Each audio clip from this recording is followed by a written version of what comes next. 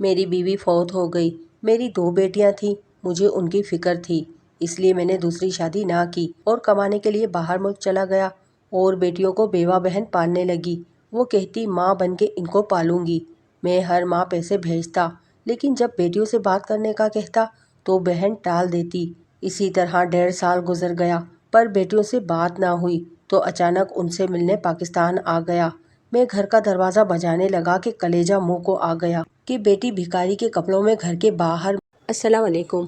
کہانی سننے سے پہلے آپ میرے اردو قصہ کہانیاں چینل کو سبسکرائب کر کے بیل نوٹیفیکیشن کو آن کر دیں تاکہ آپ کو ملتی رہے میری ہر آنے والی ویڈیو کا نوٹیفیکیشن۔ کہانی پسند آنے پر ویڈیو کو لائک شیئر ضرور کیجیے۔ میں جوں ہی دروازہ کھول کر گھر میں داخل ہوا تو اڑتی ہوئی پلیٹ میرے قدموں میں آ پڑی۔ اندر سے آتی چیخو پکار کی آوازیں سنتے ہی میں سمجھ گیا کہ آج پھر زبردست دنگا ہو رہا ہے۔ میں فوراً ہی آگے بڑھتا کہ معاملے کی نزاکت کو سمجھ سکوں۔ آوازیں باورچی خانے کی جانب سے آ رہی تھیں۔ میں جوں ہی باورچی خانے کے دروازے پر داخل ہوا، ایک اور پلیٹ اڑتی ہوئی میری طرف آئی تو میں نے فوراً ہی ایک جانب جھک کر اپنا بچاؤ کیا۔ پلیٹ دروازے سے ٹکرا کر میرے قدموں میں گر کر چور چور ہو گئی۔ میں نے حیرت اور صدمے سے گنگ ہو کر پلیٹ پھینکنے والے کی جانب دیکھا اور اپنی بہن کو کھڑے دیکھ کر حیران رہ گیا۔ یہ کیا ہو رہا ہے؟ میں غصے میں دھاڑا، مگر میری دھاڑ کا کسی پر کوئی خاص اثر دکھائی نہ دیا۔ دونوں ایک نظر مجھ پر ڈال کر آپس میں ویسے ہی بحث تکرار میں مشغول ہو گئیں۔ میں کچھ دیر کھڑا ان کی بحث کا موضوع جاننے کی کوشش کر رہا تھا، مگر کوئی فائدہ نہ ہوا۔ نہ جانے وہ دونوں کون سی بات لے کر بحث کر رہی تھیں۔ فی الحال تو یہی لگ رہا تھا کہ جھگڑے کی کوئی ایک خاص وجہ نہیں۔ میں وہاں کھڑا رہ کر کیا کرتا، لہٰذا اپنا پہلو بچاتا ہوا کمرے میں آ گیا اور دروازہ اندر سے بند کر کے آرام سے ٹی وی لگا کر بیٹھ گیا۔ مجھے معلوم تھا کہ ابھی تھوڑی دیر میں صلح صفائی کرانے کے لیے وہ دونوں میرے پاس ہی آئیں گی، اس لیے میں پاؤں پسار کر ٹی وی دیکھنے میں مگن ہو گیا۔ میرا نام جاوید ہے، ہم 2 ہی بہن بھائی تھے۔ میری بہن مجھ سے 6 سال بڑی تھی۔ میں کمانے کے قابل ہوا تو ابا ایک ٹریفک حادثے میں چل بسے۔ ہمارے چھوٹے سے خاندان پر سوگ کی کیفیت طاری تھی۔ ابا کی موت کا مجھے بہت دکھ تھا کیونکہ میں ابا کے بے حد قریب تھا۔ گھر میں مزید سناٹا چھا گیا تھا۔ ابا نے اپنی زندگی میں ہی میری بہن کو رخصت کر دیا تھا، وہ اپنے گھر کی تھی۔ ابا کی موت کے بعد چند ہفتے ہمارے ساتھ گزار کر میری بہن شبنم واپس لوٹ گئی۔ گھر میں اور اماں ہی رہ گئے۔ اماں ہر وقت ابا کو یاد کر کے روتی رہتی تو میں اماں کی حالت دیکھ کر اداس ہو جاتا۔ میں چاہتا تھا کہ اماں ابا کی موت کا غم اپنے سر پر سوار نہ کریں کیونکہ اس طرح وہ خود بھی بیمار ہو سکتی تھی۔ ابا کے بعد میں اماں کو کھونا نہیں چاہتا تھا، لہٰذا میں اماں کی ڈھارس بن گیا۔ میں ان کو زندگی کی طرف لانے کی بے حد کوشش کرتا اور ہر وقت ان کو باتوں میں مشغول رکھتا۔ رفتہ رفتہ اماں بھی بہل گئیں اور واپس زندگی کی طرف لوٹنے لگیں۔ ابا کا غم ختم تو نہیں ہو سکتا تھا، مگر وقت کے ساتھ کچھ بھر گیا تھا۔ اماں کو میری شادی کی فکر لاحق ہوئی تو وہ لڑکیوں کی تلاش میں نکل کھڑی ہوئیں۔ میں بھی خوش تھا کہ چلو اس بہانے اماں کچھ بہل گئی تھیں۔ میں چاہتا تھا کہ میری زندگی میں کوئی ایسی لڑکی آئے جو میری ماں کو مجھ سے الگ نہ کر سکے، بلکہ وہ ہمارے گھر اور ہمارے ماحول میں گھل مل جائے۔ اماں کی بھی یہی خواہش تھی۔ اماں نے اپنی کافی جاننے والیوں کو لڑکی کے لیے کہہ رکھا تھا اور بالآخر ایک دن اماں کی تلاش ختم ہوئی اور اماں نے میری ہی بہن کے سسرالی رشتے داروں کی بیٹی کو میرے لیے پسند کر لیا۔ اماں نے مجھ سے میری رائے پوچھی تھی تو بھلا مجھے کیا اعتراض ہونا تھا۔ میں اماں کی پسند اور مرضی میں خوش تھا۔ میں چاہتا تھا کہ اماں اپنی پسند سے ہی بہو اس گھر میں لائیں تاکہ بعد میں بھی اماں کو وہ پسند ہی رہے اور اماں اس میں کیڑے نہ نکال سکیں۔ لڑکی والوں نے بھی فوراً ہی رشتے کے لیے ہاں کر دی اور اماں شادی کی تیاریوں میں مصروف ہو گئیں۔ میں اماں کو تیار کرتے دیکھتا تو مسکرا دیتا۔ دنیا جہان کی کوئی ایسی چیز نہ تھی جو انہوں نے اپنی بہو کے لیے نہ لی ہو۔ وہ بڑے ارمان اور شوق سے میری بیوی کے لیے جوڑے تیار کر رہی تھیں۔ میری بہن بھی ان کا پورا ساتھ دیتی۔ وہ روزانہ ہی اماں کے ساتھ بازار جانے کو آمادہ ہوتی اور دونوں جی بھر کر خریداری کرتی۔ وقت پر لگا کر گزرا اور میری بیوی عظمیٰ میری زندگی میں چلی آئی۔ عظمیٰ ایک ہنسمکھ اور زندہ دل لڑکی تھی۔ اس نے میری زندگی خوشیوں سے بھر دی۔ اس نے جلد ہی اپنا مقام میرے دل میں اور اس گھر میں بنا لیا۔ وہ اماں کی بہت عزت اور خدمت کیا کرتی اور اماں کے آگے پیچھے گھومتی۔ مجھے اس سے کبھی کسی قسم کی کوئی شکایت نہ ہوئی۔ ویسے ابھی ہماری شادی کو زیادہ عرصہ نہ گزرا تھا، مگر پھر بھی مجھے معلوم ہو گیا تھا کہ وہ اپنی زندہ دلی سے کبھی بھی اماں کے دل سے نہ اترے گی، کیونکہ وہ عزت کرنے والی اور خیال کرنے والی لڑکی تھی۔ وہ دل کی بہت اچھی تھی۔ مجھے اس کے بارے میں کافی کچھ اندازہ ہو چکا تھا۔ مجھے اپنی قسمت پر یقین نہ آتا کہ مجھے اتنی اچھی بیوی ملی تھی، جس نے آ کر میرے گھر کو جنت بنا دیا اور میری شخصیت کو مزید نکھار دیا تھا۔ وہ ہر کام وقت پر کرتی، اس میں سلیقہ اور طریقہ کوٹ کوٹ کر بھرا ہوا تھا۔ دفتر میں بھی سبھی لوگوں نے محسوس کیا تھا کہ میرے اندر کتنی واضح تبدیلی آئی تھی۔ مجھے کھانا ہمیشہ وقت پر ملتا اور کپڑے دھلے دھلائے تیار ملتے، تو مجھے دفتر پہنچنے میں بھی کسی قسم کی تاخیر نہ ہوتی۔ اس کے آنے سے پہلے میرے تمام کام اماں ہی کیا کرتی، مگر میں اماں کو زیادہ کام نہ کرنے دیتا اور اپنا کام خود ہی کرنے کی کوشش کرتا، مگر میں اس طریقے سے کام نہ کر پاتا تھا جیسے عظمیٰ کیا کرتی تھی۔ لہٰذا میں اکثر دفتر سے لیٹ ہو جاتا اور کپڑے مجھ سے اس طریقے سے استری نہ ہونے پاتے تھے جس طرح ایک عورت کر سکتی تھی۔ عظمیٰ میرے کپڑے اس طرح استری کرتی کہ کپڑوں پر ایک بھی شکن نہ باقی رہتی۔ میں اپنی زندگی میں بہت مسرور تھا اور رب کا شکر ادا کیا کرتا تھا کہ مجھے ایسی بیوی ملی۔ عظمیٰ کے آنے سے ہمارے گھر میں بھی رونق آ گئی اور اماں کا بھی دل لگ گیا تھا۔ اللہ نے مجھے ایک کے بعد دو بیٹیوں سے نوازا تو میری خوشی کی کوئی انتہا نہ رہی۔ مجھے بیٹیاں بہت پسند تھیں اور میری بیٹیاں تو تھی بھی اتنی پیاری، بالکل پریوں جیسی۔ میں اپنی بیٹیوں پر جان چھڑکتا۔ عظمیٰ اب بہت مصروف ہو گئی تھی۔ وہ اپنی بیٹیوں کے ساتھ ساتھ میرا اور اماں کا بے حد خیال رکھتی اور اماں کو گھر کے کسی کام میں ہاتھ نہ لگانے دیتی۔ اماں بھی اپنی پوتیوں کو پا کر بہت خوش تھی۔ وہ سارا دن اپنی پوتیوں کو سنبھال کر بیٹھی رہتی۔ عظمیٰ گھر کے کام کاج نمٹا لیتی۔ دونوں ساس بہو میں مثالی پیار تھا۔ میں کبھی کبھار ڈر جایا کرتا کہ کہیں ساس بہو کے اس پیار کو میری نظر ہی نہ لگ جائے۔ میں نے رشتہ داروں اور آس پڑوس محلے والوں میں ہمیشہ یہ دیکھا تھا کہ بہو کے آتے ہی گھر کا شیرازہ بکھر جایا کرتا تھا۔ ہمارے محلے کی اکثر عورتیں اماں کے پاس آ کر اپنی بہو کی برائیاں کیا کرتی تھی کہ کس طرح انہوں نے ان کا ناک میں دم کر رکھا ہے۔ میں بھی اماں کے پہلو سے لگ کر بیٹھ جاتا اور محلے کی عورتوں کو اپنی بہو کی برائی کرتے ہوئے سنتا اور ان کو انوکھے مشورے سے نوازتا تاکہ آپ اس طرح اپنی بہو کو قابو کرنے کی کوشش کریں۔ وہ عورتیں مجھے کہا کرتی تھی، جب تیری بیوی آئے گی تو تجھے پتہ چلے گا کہ بیویوں اور بہوؤں کو قابو کرنا کتنا ناممکن ہے۔ لہٰذا میرے دل میں ڈر بیٹھا ہوا تھا کہ کہیں میری بیوی آ کر بھی گھر کو بکھیر کر نہ رکھ دے، مگر ایسا کچھ نہ ہوا تھا۔ میری اماں اور بیوی دونوں میں مثالی پیار تھا۔ ایک دن ہماری زندگیوں میں طوفان آ گیا اور میری بہن شادی کے 10 سال بعد بیوہ ہو کر اماں کے در پر آ بیٹھی۔ اماں کو جوان بیٹی کے بیوہ ہونے کا بے حد دکھ تھا۔ ان کی خوشی پھر سے اداسی میں بدل گئی۔ وہ ہر وقت اداس رہا کرتی اور اپنی بیٹی کو دیکھ کر ٹھنڈی آہیں بھرا کرتی۔ میری بہن کو شادی کے 10 سال بعد بھی اولاد نہ ہوئی تھی۔ وہ اولاد کی نعمت سے محروم تھی اور اب اس کا شوہر بھی چل بسا تھا۔ وہ خود بھی اداس رہا کرتی۔ ایسے میں عظمیٰ نے میری بہن اور اماں کی دل جوئی کرنے میں بھرپور ساتھ دیا۔ وہ ان دونوں کی ڈھارس بندھا کر انہیں ہمت اور حوصلہ دیتی۔ میں بھی اپنی بہن کی دل جوئی میں لگا رہتا۔ عظمیٰ اور میں نے مل کر کافی حد تک اماں اور اپنی بہن کو سنبھال لیا تھا۔ گھر کا ماحول پھر سے کچھ بہتر سے ہوا، مگر کچھ عرصے بعد ہی نہ جانے ایسا کیا ہوا کہ اماں نے مجھ سے دبے دبے لفظوں میں میری بیوی کی شکایتیں کرنا شروع کر دی۔ میں حیران تھا کہ ایسا کیا ہو گیا ہے کہ عظمیٰ نے اماں کو شکایت کا موقع دے دیا۔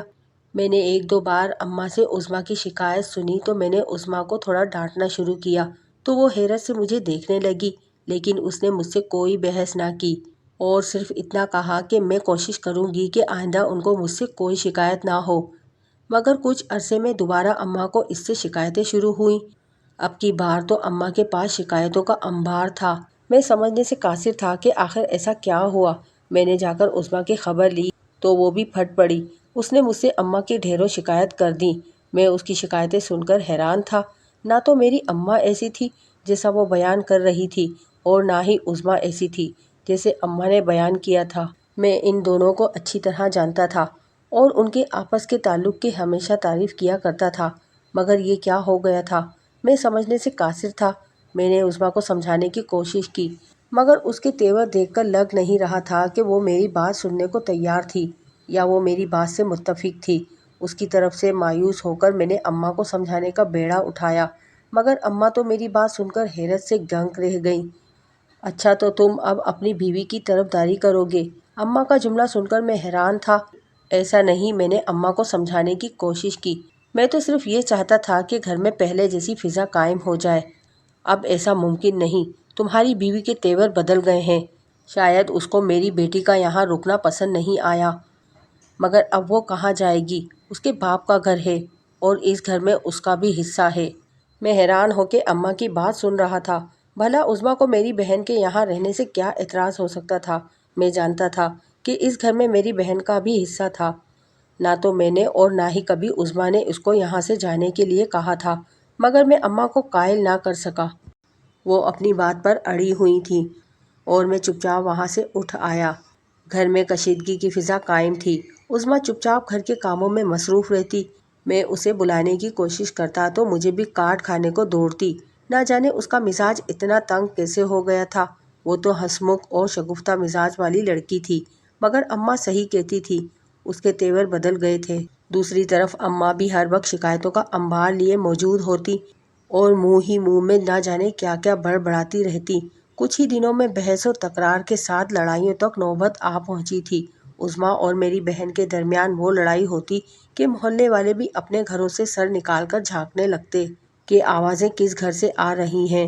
میں نے عظمیٰ کو سمجھانے کی بے حد کوشش کی کہ اس طرح لڑنا بہت بری بات ہوتی ہے اور آس پاس گھر موجود ہیں، ہر گھر کی آواز دوسرے گھر میں جاتی ہے، مگر عظمیٰ سمجھنے کو تیار نہ تھی۔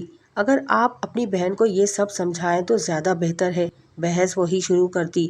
میں اس کی یہ بات سن کر حیران ہوتا، مگر اس کو کچھ بھی نہ کہہ سکتا۔ میں ان دونوں کے درمیان بے بس تھا۔ نہ میرے اختیار میں اپنی بہن کو لگام لگانا تھا اور نہ ہی میں اپنی بیوی کو قابو کر سکتا تھا، لہٰذا دونوں کا معرکہ ہوتا دیکھ کر ایک طرف ہو کر بیٹھ جاتا۔ اماں اپنی بیٹی کی طرفداری کیا کرتیں اور عظمیٰ کو ہی برا بھلا کہا کرتیں، مگر عظمیٰ نے آج تک کبھی اماں کو پلٹ کر جواب نہ دیا تھا، مگر وہ میری بہن کو ایسے ایسے جواب دیتی کہ میں خود بھی حیرت سے منہ کھولے کھڑا رہ جاتا۔ میں جب بھی عظمیٰ سے شکوہ کرتا تو آگے سے یہی کہتی، میرے منہ میں بھی زبان ہے، میں آخر کب تک برداشت کروں؟ آپ نے تو کبھی میرا ساتھ دیا ہی نہیں، مجھے خود ہی اپنی لڑائی لڑنی ہے۔ میں روز روز کی بحث و تکرار سے تنگ آ گیا تھا، لہٰذا میں نے ان دونوں کو ان کے حال پر چھوڑ دیا۔ اب چاہے وہ لڑتی رہیں یا جو مرضی کرتی رہیں، میں یہی ظاہر کرتا کہ مجھے پرواہ نہیں، مگر میں دل ہی دل میں سخت پریشان تھا۔ اماں کی طبیعت کافی خراب رہنے لگی تو ان دونوں کی لڑائیاں تھم گئیں۔ میں خوش تھا کہ چلو اماں کی بدولت دونوں کو کچھ عقل سمجھ تو آئی۔ اماں کی طبیعت نہ سنبھل سکی۔ عظمیٰ نے ایسے ہی اماں کی بہت خدمت کی، میری بہن بھی اماں کی خدمت میں لگی رہی۔ اماں کی بیماری کے نتیجے میں دونوں ایک ہو گئی تھیں اور گھر میں پھر سے سکون آ گیا تھا، مگر اماں کی بیماری جان لیوا ثابت ہوئی اور اس بار اماں نہ بچ سکیں۔ دراصل ان کو جوان بیٹی کے بیوہ ہونے کا غم کھا گیا تھا۔ اماں کی موت سے ہم سبھی سکتے کی کیفیت میں تھے۔ گھر میں بے حد اداسی چھائی ہوئی تھی۔ اماں کے دم سے جو رونق تھی وہ بالکل ختم ہو گئی تھی۔ عظمیٰ اپنے کاموں میں مصروف رہتی، جبکہ میری بہن بھی اپنے سرگرمیوں میں لگی رہتی۔ اس کو سلائی کرنے اور سویٹر بننے کا بہت شوق تھا، لہٰذا اس نے اپنے آپ کو مصروف رکھنے کے لیے وہی سلسلہ دوبارہ سے شروع کر دیا تھا۔ محلے کی عورتیں اس کے پاس اپنے کپڑے سلائی کروانے کے لیے آ جایا کرتیں تو اس کا بھی دل بہل جاتا تھا۔ میں اس بات پر مطمئن تھا کہ چلو دونوں اپنے اپنے کاموں میں مصروف رہتی ہیں اور آپس میں بے شک زیادہ بات چیت نہیں کرتی، مگر لڑائی بھی نہیں ہوتی، مگر یہ سکون کچھ دنوں کا ہی تھا۔ جیسے ہی اماں کی موت کا غم ہلکا ہوا، گھر میں پھر وہی لڑائیاں شروع ہو گئیں۔ میری بیوی اور میری بہن آپس میں اس طرح لڑتی کہ سارا محلہ ان دونوں کی آوازیں سن کر لطف اٹھاتا۔ میری شادی کو 12 سال کا عرصہ گزر چکا تھا۔ میری بڑی بیٹی 11 سال جبکہ چھوٹی بیٹی 10 سال کی ہو گئی تھی۔ ایک دن اچانک عظمیٰ کام کرتے ہوئے باورچی خانے میں گر پڑی۔ میں اس وقت دفتر میں موجود تھا۔ مجھے میری بہن کا فون آیا تو میں دفتر سے دوڑا چلا آیا۔ میں فوراً عظمیٰ کو لے کر ہسپتال پہنچا، مگر ڈاکٹر کی بات سن کر میں سخت صدمے کا شکار ہوا۔ عظمیٰ اس دنیا میں نہ رہی تھی۔ مجھے یقین نہ آتا اور وہ اچانک دل کا دورہ پڑنے کے سبب اس دنیا سے رخصت ہو گئی تھی۔ میں اپنی بچیوں کی جانب دیکھتا تو میرا دل بھر آتا۔ وہ دونوں معصوم چھوٹی سی عمر میں اپنی ماں کی شفقت سے محروم ہو گئی تھیں۔ مجھے اپنی بچیوں کی خاطر خود کو سنبھالنا پڑا۔ میں نہیں چاہتا تھا کہ میں ان کے سامنے ٹوٹ کر بکھروں تو مزید صدمے کا شکار ہوں۔ میری بہن اور بچیوں کی پھوپھی ان دونوں کو سنبھالتی رہی۔ گھر کا سارا کام بھی میری بہن جھٹ پٹ نمٹا لیا کرتی تھی، مگر میرا دکھ تو کسی طور پر کم ہونے میں نہ آ رہا تھا۔ میری بہن کا مشورہ تھا کہ میں دوسری شادی کر لوں تاکہ بچیوں کی زندگی میں ماں کی کمی پوری ہو سکے، مگر میں دوسری شادی نہ کرنا چاہتا تھا۔ میں نے اپنی زندگی عظمیٰ کے لیے وقف کر دی تھی۔ اس کے مرنے کے بعد بھی میں اس سے بے وفائی کرنے کا سوچ نہیں سکتا تھا۔ ویسے بھی بچیوں پر سوتیلی ماں لانے سے بہتر تھا کہ وہ بن ماں کے ہی پل جائیں، اور پھر گھر میں خیال رکھنے کے لیے میری بہن تو موجود ہی تھی۔ لہٰذا میں نے اس کا مشورہ نہ مانا اور تنہا زندگی گزارنے لگا۔ میں نے اپنی زندگی اپنی بچیوں کے لیے وقف کر دی تھی۔ دفتر سے آنے کے بعد میں سارا دن ان کی دل جوئی میں لگا رہتا۔ میں ان سے ان کی پڑھائی کے متعلق بھی معلومات لیتا تھا تاکہ ان کی پڑھائی نظر انداز نہ ہو۔ وہ اپنی پھوپھو کا ساتھ پا کر کافی حد تک بہل گئی تھیں۔ مجھے دفتر کی طرف سے بیرون ملک جانے کی پیشکش ہوئی تو میں نے اپنی بچیوں کے بہتر مستقبل کے خاطر پیشکش قبول کر لی۔ ویسے بھی اب میرا کہیں بھی دل نہیں لگتا تھا۔ میں اپنے گھر میں اور اپنے شہر میں بھی بے سکون تھا۔ میری بیوی کی موت کے بعد سے میرا دل لگانا بے حد مشکل تھا، لہٰذا میں نے پیشکش قبول کی اور بیرون ملک آ گیا۔ میری بہن نے کافی حد تک میری بچیوں کو سنبھال لیا۔ میرے بیرون ملک جانے کا سن کر اس نے بچیوں کو سینے سے لگا لیا اور کہا کہ میں ان کو ماں کی کمی محسوس نہ ہونے دوں گی اور اپنے کلیجے سے لگا کر رکھوں گی اور ماں بن کر پالوں گی۔ میں بھی مطمئن تھا۔ میری بچیاں میری بیوی کے بعد میری بہن سے ہی اٹیچ تھیں، لہٰذا مجھے کسی قسم کی کوئی فکر کرنے کی ضرورت نہیں تھی۔ میں بیرون ملک آ گیا اور اپنی بہن کو مہینے کے مہینے بچیوں کے خرچ کے لیے پیسے بھیجا کرتا۔ مجھے وہاں کام کرتے لگ بھگ 1.5 سال ہو گیا۔ میری اپنی بہن سے تو فون پر وقتاً فوقتاً بات ہو جایا کرتی، مگر بچیوں سے بات نہ ہو پاتی تھی۔ جب بھی میں اپنی بہن سے بچیوں سے بات کروانے کا کہتا تو وہ کوئی نہ کوئی بہانہ بنا کر ٹال دیتی۔ وہ میری بچیوں سے میری بات کیوں کروانا نہیں چاہتی، میں کوئی بھی وجہ سمجھنے سے قاصر تھا۔ مجھے بیرون ملک گئے 1.5 سال ہو گیا تھا۔ اب میرا دل بچیوں سے ملنے کو بےتاب تھا، لہٰذا مجھے چھٹی ملی تو میں بغیر بتائے پاکستان چلا آیا۔ جیسے ہی میں گھر کے نزدیک پہنچا تو گھر کے کچھ فاصلے پر میلے کچیلے کپڑے میں ملبوس ایک بھکارن بچی کو بیٹھے دیکھ کر میرا دل دہل گیا، کیونکہ اس کی شکل کافی حد تک میری چھوٹی بیٹی سے ملتی تھی۔ بھلا میری بیٹی ایسے حلیے میں بھی یہاں کیسے ہو سکتی تھی؟ میں سر کو جھٹک کر آگے بڑھا۔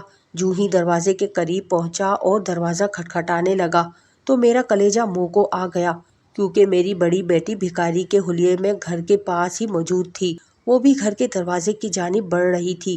وہ مجھے دیکھ کر چونک گئی اور اپنی جگہ پر ساکت کھڑی رہ گئی۔ میں فوراً اس کی طرف بڑھا تھا۔ اب کی بار میں پہچان گیا تھا، وہ میری ہی بیٹی تھی۔ میں نے اس کو جا کر بازو سے پکڑا تو اس کی آنکھوں میں آنسو بھر آئے۔ یہ سب کیا ہے؟ میں نے کانپتی ہوئی آواز میں پوچھا تو وہ روتی ہوئی سینے سے جا لگی۔ پھوپھی اماں نے ہمیں کہا کہ تمہارے بابا کوئی پیسے نہیں بھیجتے، لہٰذا باہر سے ہی کما کر لاؤ تو ہی کھانا ملے گا۔ ہم دونوں دن بھر کی دہاڑی اکٹھی کر کے پہلے پھوپھی اماں کے ہاتھ پر جا کر رکھتی تو ہمیں کچھ کھانے کے لیے ملتا ہے۔ اپنی بیٹی کے الفاظ سن کر میرے ہوش اڑ گئے۔ ایسا کیسے ممکن تھا؟ میں تو ہر مہینے باقاعدگی سے پیسے بھیجا کرتا تھا، اور اگر میں پیسے نہ بھی بھیجتا تب بھی میری بیٹیوں کو بھکاری بنا کر سڑک پر بھیجنے کے بجائے اسے خود باہر نکل کر بھیک مانگنی چاہیے تھی۔ میں غصے میں بھرا ہوا تھا۔ میں فوراً ہی اپنی بڑی بیٹی کا ہاتھ پکڑ کر اسی جگہ گیا جہاں میں نے اپنی چھوٹی بیٹی کو کھڑے دیکھا تھا۔ وہ ابھی بھی اسی جگہ کھڑی تھی جبکہ اس نے نظریں زمین پر جھکائی ہوئی تھی۔ میں نے اس کے پاس پہنچ کر اسے آواز دی تو وہ مجھے دیکھ کر چونک گئی۔ بابا! وہ مجھ سے لپٹ گئی۔ اپنی دونوں بیٹیوں کو باہوں میں بھرے آنکھوں میں آنسو لیے گھر کی طرف چل دیا۔ میں نے دروازے پر دستک دی تو میری بہن نے دروازہ کھولا۔ وہ مجھے اپنے سامنے کھڑا دیکھ کر شیدر رہ گئی، جبکہ میری دونوں بیٹیاں بھی کچھ عجیب ہی حلیے میں میرے ارد گرد تھیں۔ میری بہن کے چہرے کی رنگت ہی اڑ گئی تھی۔ تم کب آئے؟ وہ کچھ کھسیانی سی ہو کر پوچھنے لگی۔ میں نے اس کی بات کو کوئی جواب نہ دیا اور غصے سے اندر داخل ہو گیا۔ میں نے دروازہ بند کیا اور اپنی بہن پر چڑھ دوڑا۔ تمہیں شرم نہیں آتی میری بیٹیوں سے بھیک منگواتے ہوئے؟ میں تمہیں ہر مہینے کے مہینے خرچے کے پیسے بھیجتا تھا، کہاں ہیں وہ پیسے؟ تم ان کے ساتھ کیا کرتی ہو؟ تمہیں میری بیٹیوں کو 2 وقت کا کھانا دینے کے لیے بھی ان سے بھیک منگوانا پڑی؟ میرا بس نہ چل رہا تھا کہ میں اپنی بہن کو جان سے ہی مار ڈالوں۔ مگر اماں نے میری ایسی تربیت نہ کی تھی، مگر میری بہن جو کچھ میری بیٹیوں کے ساتھ کیا کرتی تھی میرے لیے قابل قبول نہ تھا۔ میرا بس چلتا تو ابھی کے ابھی اپنی بہن کو گھر سے نکال دیتا، مگر وہ بھی کہاں جاتی، اس کا میرے سوا کوئی ٹھکانہ نہیں تھا، لیکن اس کو بھی ایسے ہی بھیک مانگنی چاہیے جیسے اس نے میری بچیوں سے منگوائی۔ میں سب کچھ سوچتا ہوا غصے میں زور زور سے بول رہا تھا، جبکہ وہ چپ چاپ کھڑی مجھے دیکھ رہی تھی۔ مجھے نفرت ہے تمہاری بچیوں سے، شدید نفرت ہے، وہ بولی تو میں حیران ہو کر اس کا چہرہ دیکھنے لگا۔ یہ تم کیا کہہ رہی ہو؟ اتنی چھوٹی بچیوں نے تمہارا کیا بگاڑا ہے جو تم ان سے اتنی نفرت کرتی ہو اور ان کو فقیر ہی بنا دیا؟ کیونکہ یہ عظمیٰ کی بچیاں ہیں، وہ سکون سے بولی تو میں چونک گیا۔ کیا مطلب؟ تم عظمیٰ سے نفرت کرتی تھی کہ تم نے اس کی بچیوں کو اس حال تک پہنچا دیا؟ مجھے بالکل بھی معلوم نہ تھا۔ تم نے تو ضمانت لی تھی کہ تم بچیوں کو ماں بن کر پالو گی۔ کیا ماں اپنی اولاد کے ساتھ ایسا سلوک کرتی ہے؟ اور تم یہ بھی بھول گئیں کہ عظمیٰ کے ساتھ ساتھ یہ بچیاں میری بھی ہیں۔ میرا گھر برباد کرنے میں عظمیٰ کا ہی ہاتھ ہے، اس نے مجھے بربادی کی تہہ تک پہنچا دیا، تو پھر میں اس کی بچیوں کو کیوں نہ تباہ و برباد کرتی؟ مطلب جانے کیا بول رہی تھی؟ مجھے لگ رہا تھا کہ اس کا دماغ خراب ہو گیا ہے، کہ تم پاگل تو نہیں ہو گئی؟ کیا کہے جا رہی ہو؟ میں غصے میں دھاڑا تھا، مگر اسے کوئی فرق نہ پڑا تھا۔ وہ پرسکون چہرہ لیے امنگ سینے پر ہاتھ باندھے کمر ہاتھ پر رکھ کر کرسی پر جم کر بیٹھ گئی، جبکہ میں حیران پریشان کھڑا اسے دیکھتا رہ گیا۔ شادی کے 10 سال بعد تک میں اولاد کی نعمت سے محروم رہی تھی۔ میرا شوہر چاہتا تھا کہ وہ دوسری شادی کر لے۔ اس کی ماں نے اس کے کانوں میں یہ بات ڈال دی تھی کہ وہ اپنے رشتہ داروں کی لڑکی عظمیٰ کو اس کے لیے بیاہ کر لے آئیں گی۔ عظمیٰ کا نام سن کر اس کی بھی رال ٹپک گئی، کیونکہ وہ بے حد خوبصورت تھی، لہٰذا وہ چاہتا تھا کہ وہ بھی عظمیٰ سے شادی کر لے۔ عظمیٰ کا گھر زیادہ کھاتا پیتا گھرانہ نہ تھا، جبکہ میرا شوہر ایک بہت ہی امیر و کبیر خاندان سے تعلق رکھتا تھا، لہٰذا اگر میرے شوہر کا رشتہ عظمیٰ کے لیے جاتا تو اس کے گھر والے انکار نہ کرتے۔ میں کسی صورت نہ چاہتی تھی کہ میرا شوہر دوسری شادی کرے۔ اگر میں اولاد کی نعمت سے محروم تھی تو اس میں میرا کوئی قصور نہ تھا، یہ تو رب کی مرضی تھی۔ میں نے اس کو سمجھانے کی بہت کوشش کی، مگر وہ نہ مانا۔ اس نے یہی کہا کہ جیسا میرے ماں باپ چاہتے ہیں میں ویسا ہی کروں گا، اور اگر وہ چاہتے ہیں کہ میں اولاد کے لیے دوسری شادی کروں تو میں دوسری شادی ضرور کروں گا۔ میں اس کے رویے پر حیران تھی۔ میں نے اپنی طرف سے اس کی خدمت میں کبھی کوئی کمی نہ کی تھی، اور سب کا صلہ اس نے مجھے یہ دیا تھا کہ دوسری شادی کرنے کو تیار تھا۔ میں نے اپنے ساس سسر کی خدمت میں بھی کبھی کوئی کمی نہ چھوڑی تھی، اور اپنی زندگی کے اچھے دن بھی ان کی خدمت میں گزارے تھے۔ جبکہ میں کڑے وقت میں ہوں، وہ میرے خلاف ہی ڈٹ کر کھڑے ہو گئے تھے اور اپنے بیٹے کو دوسری شادی کے لیے اکسا رہے تھے۔ میں بالکل تنہا تھی، میرا ساتھ دینے کو کوئی بھی تیار نہ تھا۔ میں نے اپنے شوہر کی منت سماجت تک کی، مگر وہ مان کر نہ دیا، تو میں بھی ضد پر اتر آئی۔ میں نے اس سے لڑائی جھگڑا شروع کر دیا۔ اب تو وہ بالکل ہی ڈٹ گیا کہ وہ دوسری شادی کر کے ہی رہے گا، لہٰذا میری ساس عظمیٰ کے گھر رشتہ بھیجنے کا منصوبہ بنانے لگی۔ اس سے پہلے کہ عظمیٰ کے گھر رشتہ جاتا، میں نے اماں سے کہا کہ وہ عظمیٰ کے لیے تمہارا رشتہ ڈال دیں۔ اماں نے ایسا ہی کیا، اور عظمیٰ کے گھر والوں نے تمہارا رشتہ قبول کر لیا، اور میں نے جلد از جلد تمہاری شادی کر کے عظمیٰ کو تمہارے ساتھ رخصت کروا لیا۔ میں نے ایسا صرف اس لیے کیا کہ میرا شوہر دوسری شادی نہ کر پائے۔ میرا شوہر میری چالاکی پر حیران پریشان رہ گیا۔ اسے امید نہ تھی کہ میں اس حد تک چلی جاؤں گی کہ اس کو دوسری شادی سے روکنے کے لیے اپنے بھائی کی شادی عظمیٰ سے کروا دوں گی، مگر میں یہ کر چکی تھی۔ وہ ہاتھ مسلتا رہ گیا۔ میں کسی اور دوسری لڑکی سے شادی کروں گا، پر میں دوسری شادی کر کے ہی رہوں گا۔